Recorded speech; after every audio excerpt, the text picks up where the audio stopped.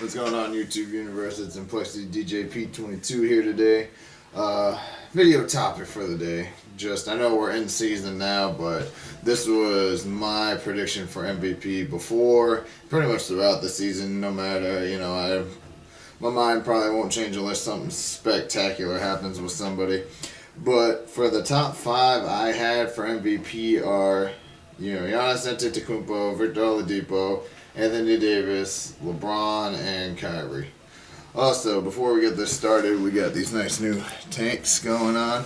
Implexity Gaming Team, we're on the rise, just throwing that out there. So always be out for a lookout for our YouTube videos. Check out our Instagrams, Facebooks. I don't know if anyone has Twitter on the team, but Twitters, and Twitch on video gaming. We stream a lot of games. Check out the Fortnite with the guys. We play a lot of games. So just go ahead, check us out on all social media platforms, like I said, including YouTube. We all have a few YouTube channels and we all put up videos when we can. So for my five MVPs, again, for Giannis, Oladipo, AD, Kyrie, and LeBron, why I feel these five will be top five. I know there's going to be a top three, but for the reason I have behind the top five, this is a year LeBron can lead the Lakers back to the playoffs and, put up MVP numbers. And even if they only get to like the 7th or 8th seed, he's always still in the conversation. Just because, again, he is LeBron. I respect his game. I'm not a fan at all, but I respect his game a lot. So he's always in the conversation. He averages, 20s. Good rebounding, good assists. His defense is subpar compared to what it used to be, but he's still can be up there in defensive, and obviously he's the number one option on the Lakers right now. So he's always in the conversation. Then Kyrie is the man. As you can tell, I'm a Celtics fan. But Kyrie is the man, and if the Celtics, even if the Celtics don't get the first seed, even if they get the 2 or 3, because they got the 2 last year, even if they get the 2 or 3, I still feel Kyrie can be in that category because he is the number one option on our team. And he facilitates well. His defense has gotten better since leaving Cleveland. He's defended, it's only 4 games through the season right now, and he had subpar performances, but again, if he can come and be the Kyrie we all know and love, can be in the conversation, especially, like I said, with the Celtics definitely probably being in the top 1 through 3 seed by even the middle of the season. So, Kyrie is up there. Victor Oladipo, we all saw what he did last year in Indiana. Unfortunately, the Magic tried to make him more of a point guard than an off-ball, 2 guard like he should be. Not off-ball. He doesn't play off-ball a lot. But, he's not the facilitator like a Chris Paul or a Rondo or even Alfred Payton was. So getting Payton for the Magic was a good idea to help move him to the shooting guard position. But, the Magic didn't fully use him to his full potential. Neither did Oklahoma because, Oklahoma had Russell Westbrook, and then Roberson at the 2 was better defensively than Oladipo. So he didn't really fit into that system. So going to Indiana was the best fit for him because he can run that team. He can, not saying he can't handle the ball, but he's not a facilitating point guard. He's more of a 2-guard shooting guard. So, he can flourish in that system because you got Miles Turner, you got Sabonis, you got Darren Collison playing the point, you just got all those guys. So his game is better there. And we all saw what he did last year. He was definitely most improved. He went from, again, the Oklahoma City Thunder where I would say he was definitely between the 2 and 3 options, sometimes the 3rd option, to now he's the number 1 option on that team. And like I said, his game can flourish through that system because he can do what he was trying to do in college.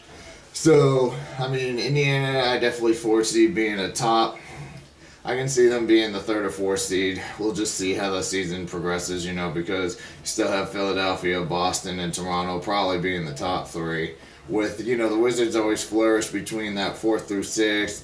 Indiana, again, they didn't add anything, but they didn't really add much, but they didn't lose too much. They lost Lance Stevenson, which is, he's always played good for them. But again, I'm not going into teams right now. So Oladipo, if he can lead the Pacers to a good record again, I can foresee him being in the conversation. Then Giannis Antetokounmpo, again, Greek freak, man is amazing. He's been, excuse me, he's been the number one option pretty much in Milwaukee since he got drafted. So I would say definitely, well, I shouldn't say since he got drafted. For the past 3-4 years, he's been the number one option. He can run the point. He can play. He can defend centers because of his length and height. He's gotten stronger. Just in preseason alone, his jump shots got better. So, and his defense is remarkable. And again, just overall, he helps that team in many different ways. So, I would say even if Milwaukee still only ends up in like the 5th or 6th seed, because, they lost Jabari Parker, but that wasn't that big of a loss. If they can get another decent point guard, because Bledsoe fits, but he doesn't fit as well as they thought. If they can get another decent point guard and make like the 4th or 3rd seed, that would be cool. But even if Milwaukee makes like the 5th or 6th seed, I could still see Giannis being in the conversation for MVP just because he improved again by making his jump shot a little better. So if he consistently shoots like that, you can put him in that conversation.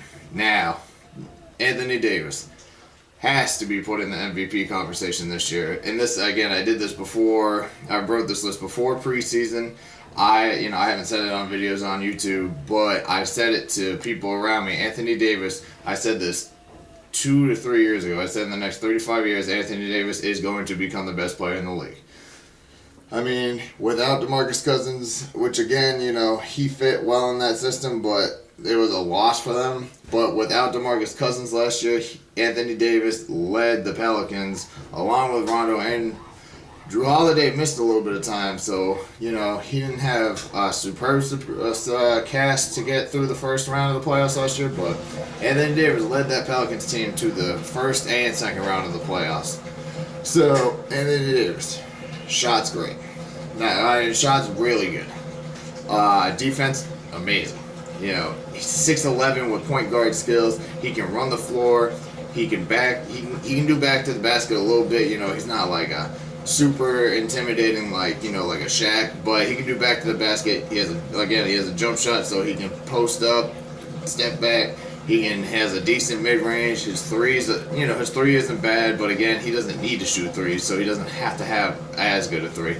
But all-around player-wise, he's definitely top 3 for sure. And like I said, by the next year or so, he'll be the best player in the league. So I say at the end of the year, top 3 MVPs, probably, I would say Anthony Davis, Giannis, and LeBron, just to round out the top 3 for the awards. But I think overall this year, the MVP should go to Anthony Davis. Will it? We'll find out, obviously, in June.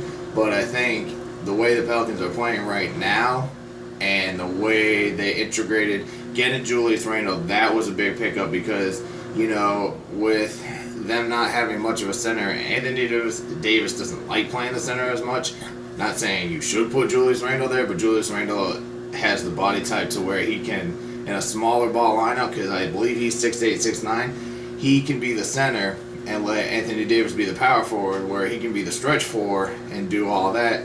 Plus, the way the Pelicans, like I said, losing Rondo was a big hit, but getting Alfred Payton and letting him kind of play his role as a point guard, it's helping them a lot. And you still got Drew Holiday, who putting him at the 2 guard and making Alfred this main ball handler, smart move.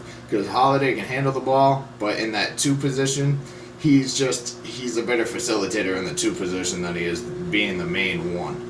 So I would definitely say Anthony Davis should win the MVP, not even based off what the Pelicans do, but basically I foresee them definitely being around the 3rd or 4th seed in the East. So we'll see how that goes. So that's just my top 5 on MVP. Again, Giannis, Anthony Davis, LeBron, Oladipo, and Kyrie. Again, no order on that. I said my top 3 by the end of the season, but again, that's just what I foresee. And like I said, Anthony Davis should be the MVP of the league just because overall his game is becoming the best all around. He's led his team to the playoffs last year.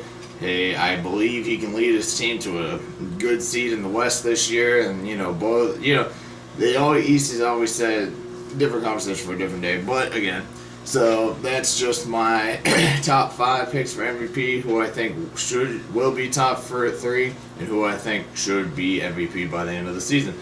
So, go ahead, like the video, subscribe to the channel. Again, follow all of us, the whole Implexity gaming team.